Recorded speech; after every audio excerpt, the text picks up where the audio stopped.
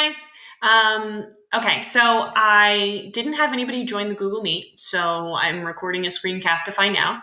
I just want to go over a couple of things before we get started. So from here on out, you have to be on top of your work and you have to do everything in order. Otherwise, you're going to get yourself very, very confused. So I'm going to show you the schedule first. I'm going to start posting this so you know when everything is due and what we're doing and when we're live. So the schedule for second period this week is today you were supposed to come to a live meeting if you could. The assignments that are posted today are due on Thursday. So you have 4 days to do them. So you have to do your due now.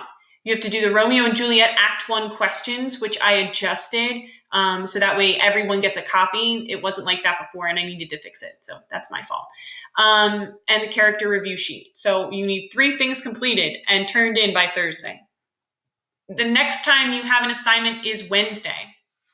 On Wednesday, you have a due now.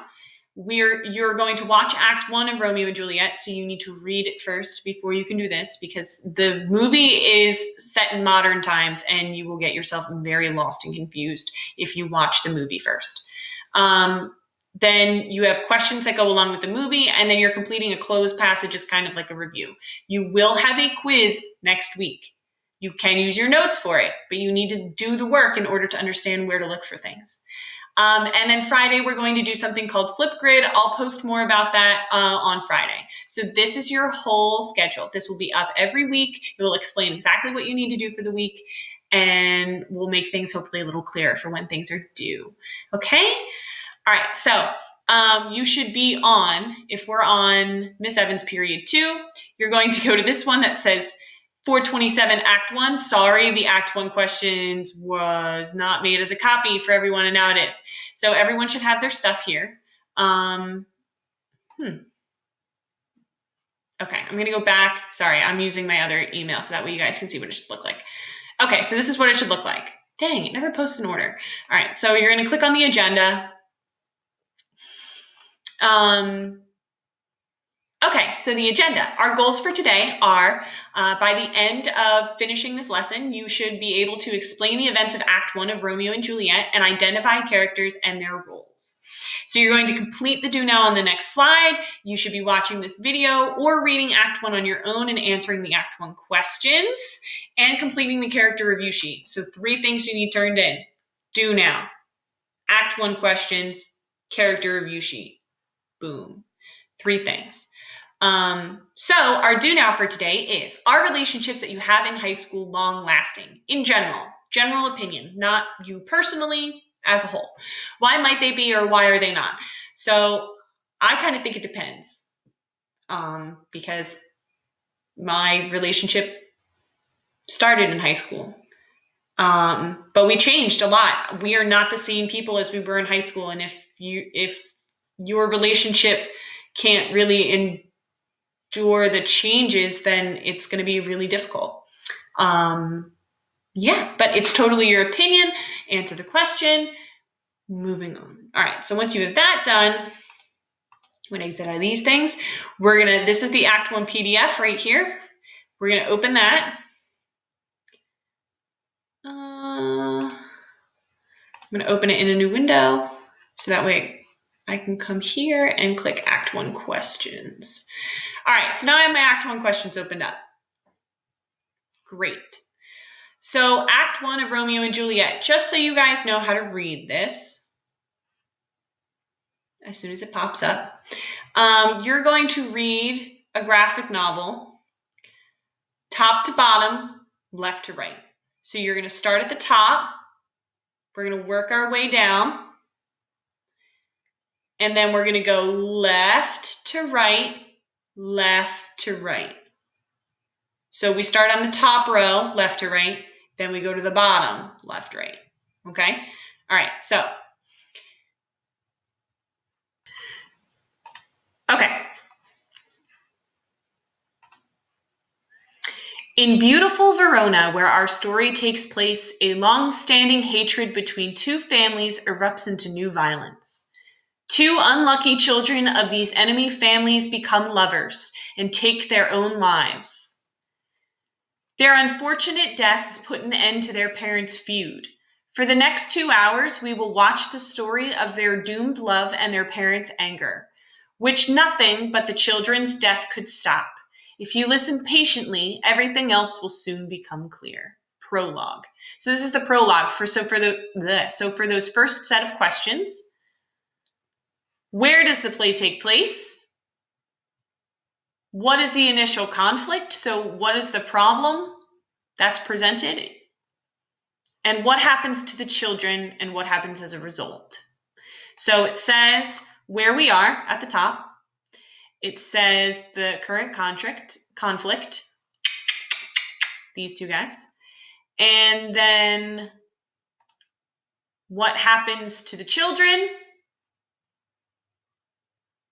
and what happens as a result. Okay.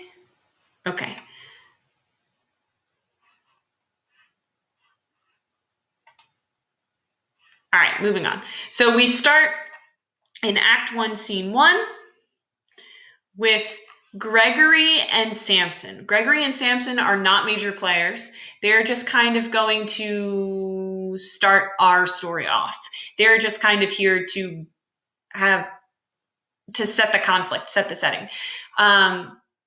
Okay, so they're the two speaking at the beginning of Scene 1. Of what house are they? So we know that there are two families that are feuding. That's the Capulets and the Montagues.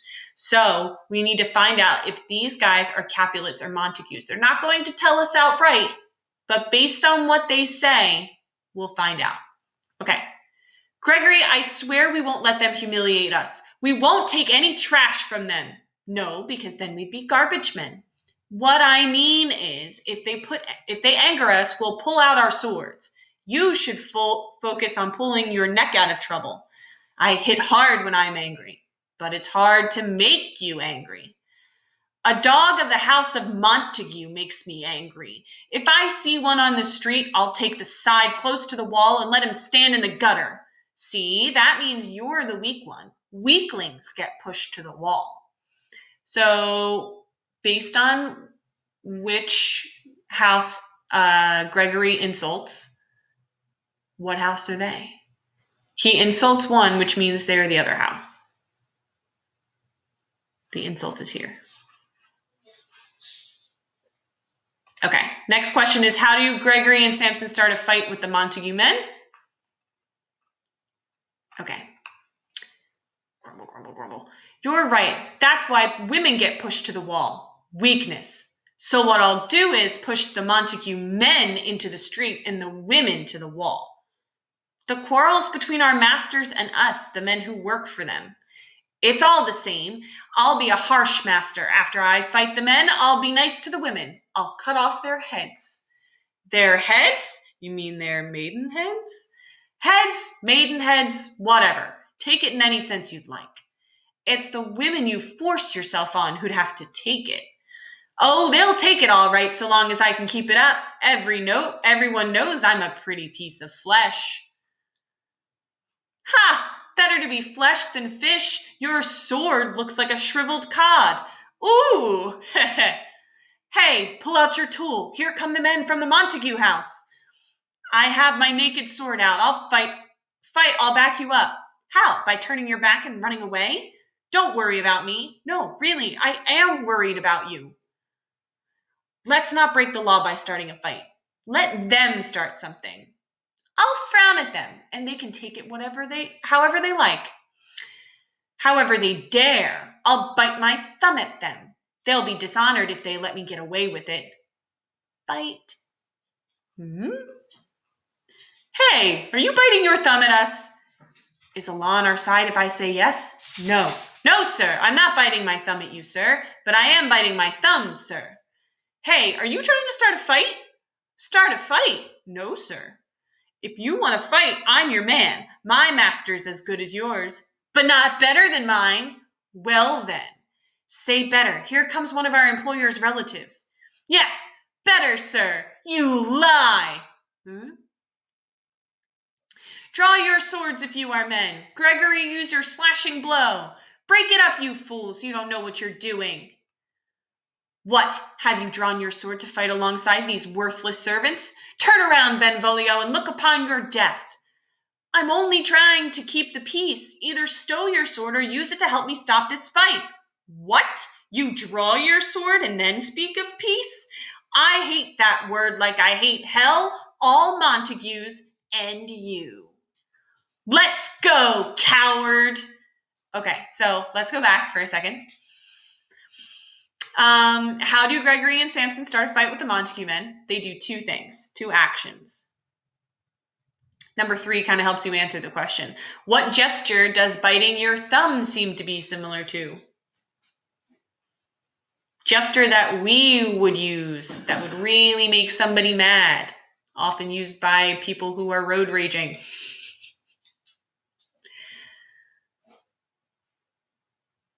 After Benvolio, the guy with the black hair, and Tybalt, the guy with the blonde hair, enter the fight, what happens with the surrounding people in the town? So this is Tybalt, this is Benvolio, Tybalt. So they start fighting, and then we go down, and it says, get your clubs and spears, down with the Montagues, and then this happens. So they get everyone riled up. So you should have 1, 2, 3, 4 so far. Okay, based on this scene, how problematic is the feud between the Capulets and Montagues? Is it a small problem? Is it a big problem? Is it like just kind of like we don't like each other and we don't talk to each other? Or is it we don't like each other and we try to kill each other? How problematic is it?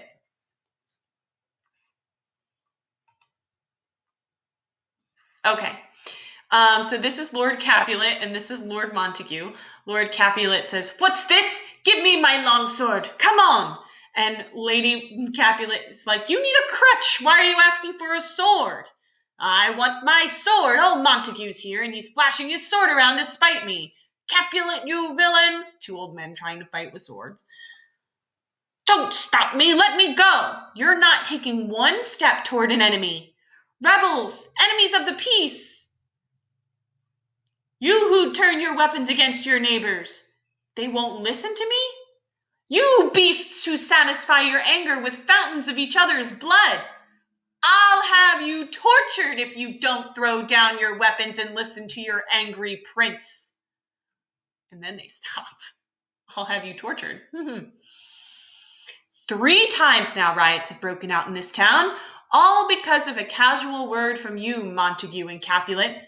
3 times the peace has been disturbed, and Verona's old citizens have taken up their rusty weapons to part you. If you ever disturb the streets again, you'll pay with your lives. Capulet, come with me. Montague, this afternoon visit my court in Old Freetown to hear my further demands. As for the rest of you, leave this place or be put to death. Okay, so the person that comes in, I don't know if it's very clear, so I'll type it here.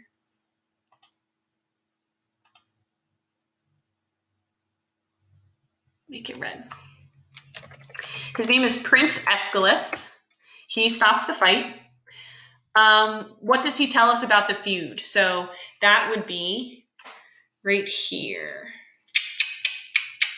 This information.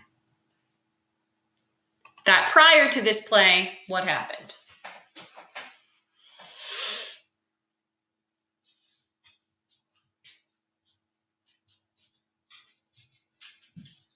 Hi, Beakies.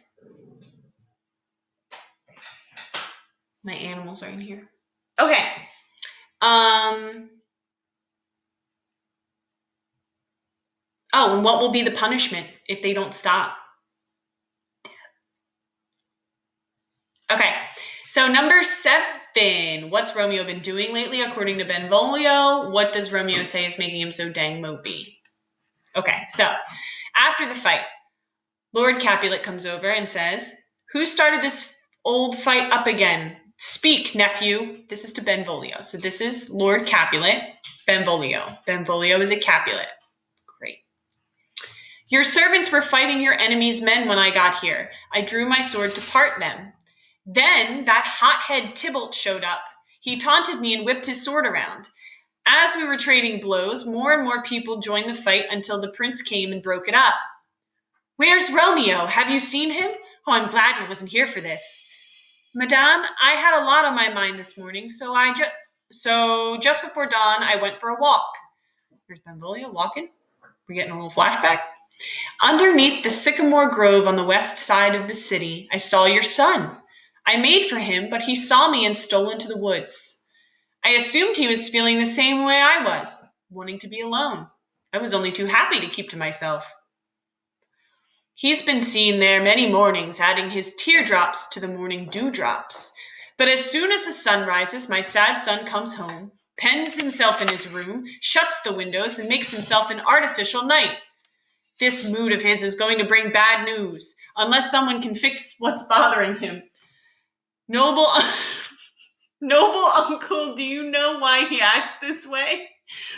I don't, and he won't tell me. Have you tried everything you can to make him tell you? I've tried, but he doesn't want any friend but himself.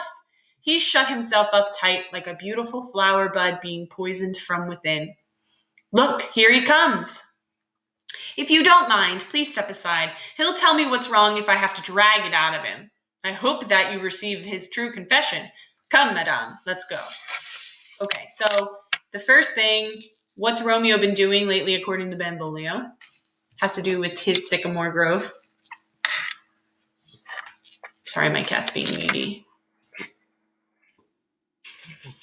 And she has a cold, so she's snotty. Okay, sorry.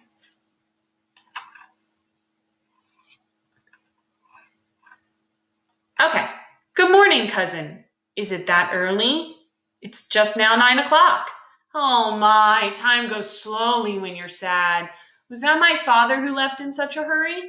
It was. What's making you sad in your hours so long? Not having the thing that makes them short. You're in love? Out. Out of love? I love someone. She doesn't love me. Alas, love looks sweet, but it's rough in actual experience. What's sad is love is supposed to be blind, but it can still see a way to make you do what it wants. So where should we eat? Oh!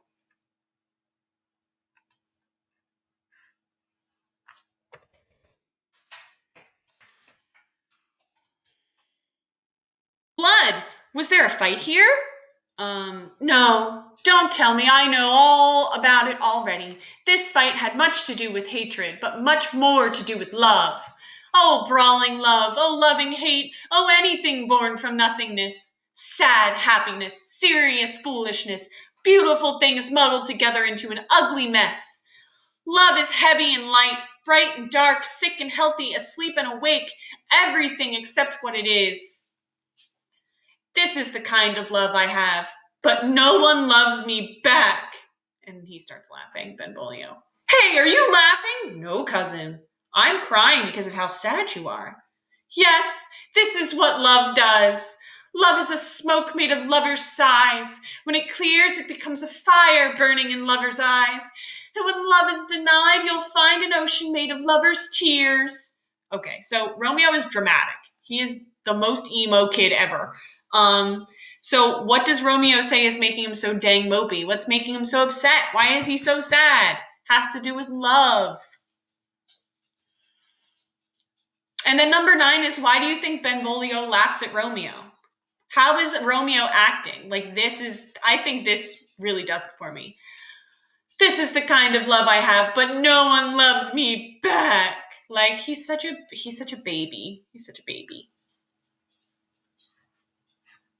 Okay, so we should have all the way up to 9.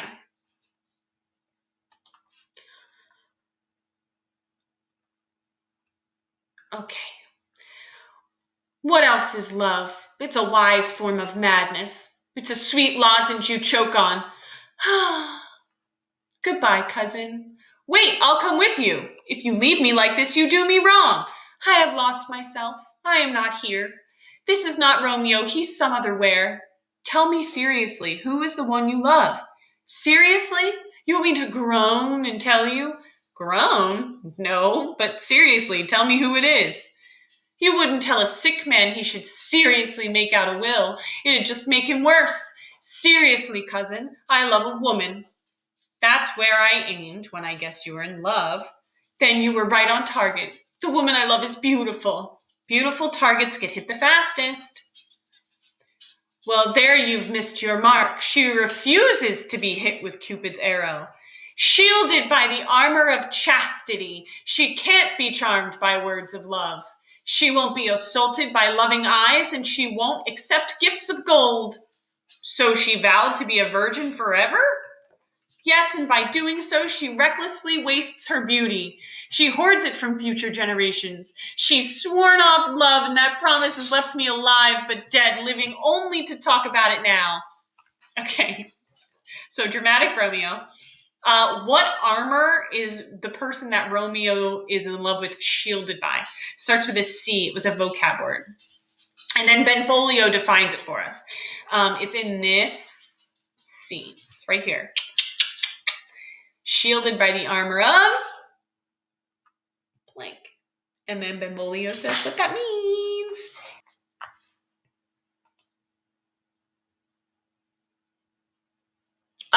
Okay, so the armor that Romeo's love is shielded by doing so, she recklessly wastes her beauty. She hoards it from future generations. So by being a chaste person, what is she doing? Oh, okay, so who says the quote first of all? Boop, boop, boop, boop, boop, boop.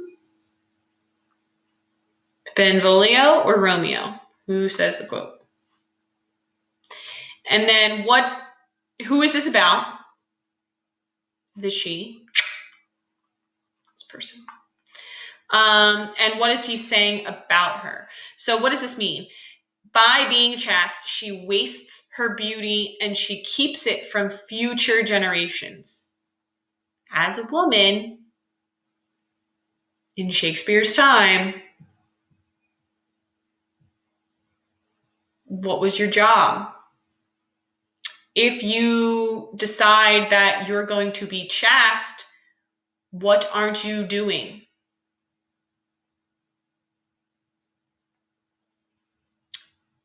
Okay, once you answer that question, the last two questions are, what are two suggestions that Benvolio tries to give Romeo?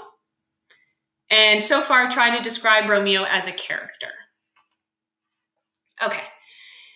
Take my advice. Don't think about her. Oh, teach me how to forget to think. Let your eyes wander freely. Examine other beauties.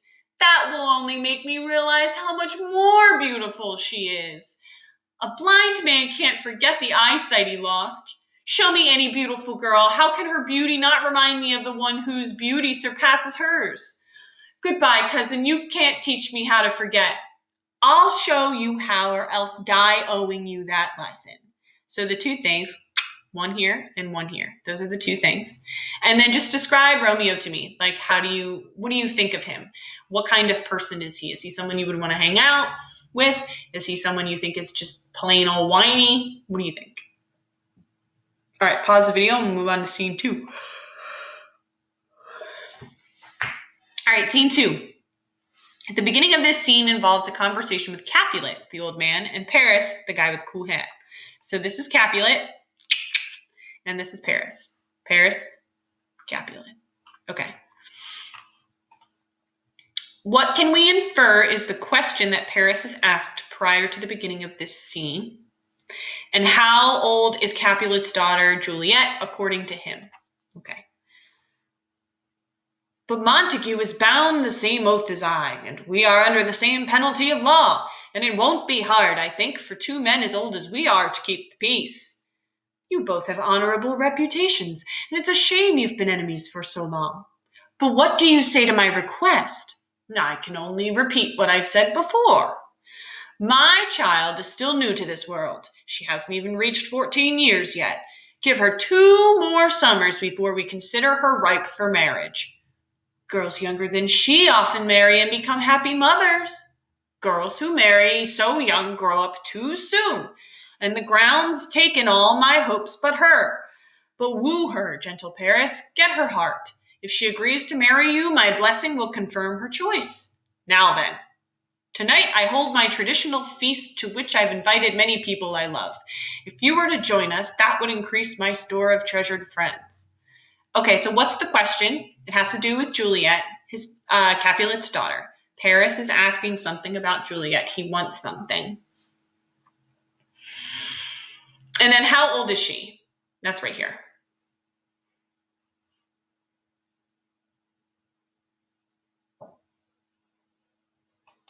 Okay. What does Lord Capulet invite Paris to? That's down here.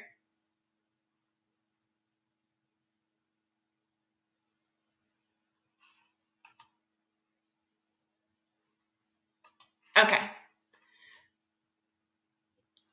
At my humble house tonight, you'll see dazzling stars that walk on the ground. You'll be delighted by young women as fresh as spring flowers. Observe them all. Once you judge my daughter against the rest, you may find that she's simply one of many. Come with me. Go, little fellow, walk all over Verona. Find the people on this list and tell them they're welcome at my house tonight. So he gives this list to his messenger. This is like a guest list. Find the people whose names are on this list. It's written that shoemakers and tailors should trade tools, that fishermen should play with paints and painters with fishing nets. But I have been sent to find the people whose names are written here, and I can't read. I'll never find these people on my own. I've got to find someone who can read to help me. So then he's looking around. There's a drunk guy. There's some people playing dice. There's a dog. And then there's Romeo and Benvolio. Aha! To the learned! Come on, man. You can't put one fire by starting another. If you're dizzy, you can cure yourself by spinning in the opposite direction. Make yourself sick by gazing at some new girl, and your old sickness will die. Plantain leaves are excellent for that. For what? For when you cut your shin. What? Are you mad? Don't offer me trifling medicines. I'm all bound up like a madman. It's like I'm locked up in a prison, denied food, whipped, tortured. Hello, good fellow. May God give you a good evening. Excuse me, sir, but can you read anything you see? Yes, if I know the language and the letters. I see. Well, that's an honest answer. Have a nice day. Stay, good fellow. I can read. And then it says, a list of names. That's a nice group of people. Where are they supposed to come? Up? Where? To supper? To our house? Whose house? My master's house? Indeed, I should have asked you before who he was. Well, sir, I'll tell you, so you don't need to ask. My master is the great and rich Capulet, and if you don't belong to the house of Montague, come down and have a cup of wine. Rest you merry. Okay, so why does the messenger ask Benvolio and Romeo to read the list of names? What can't he do?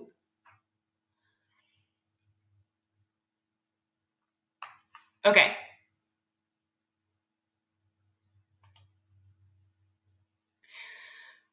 The next question is, who is the woman that Romeo is in love with, and where will she be? Benvolio is about to say her name. So then they're standing there kind of like, okay. The beautiful Rosaline, whom you love so much, will be at Capulet's feast, along with every beautiful woman in Verona. Ding, ding, ding. There's her name. Go there, and with a clear eye, compare her face to some that I will show. I'll make you think your swan is a crow. If my eyes ever lie to me like that, let my tears turn to flames and burn them.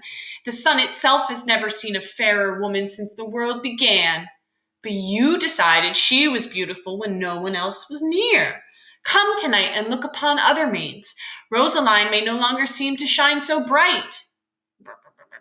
I'll go with you, not because I think you'll show me anything better, but so I can see the woman I love. Dramatic. Okay, why does Benvolio want Romeo to go to the feast?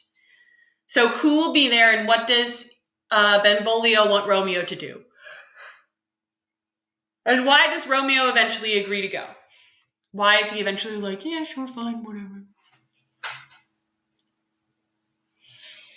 Okay, I'm going to stop this video there. So this will be part 1. I will post part 2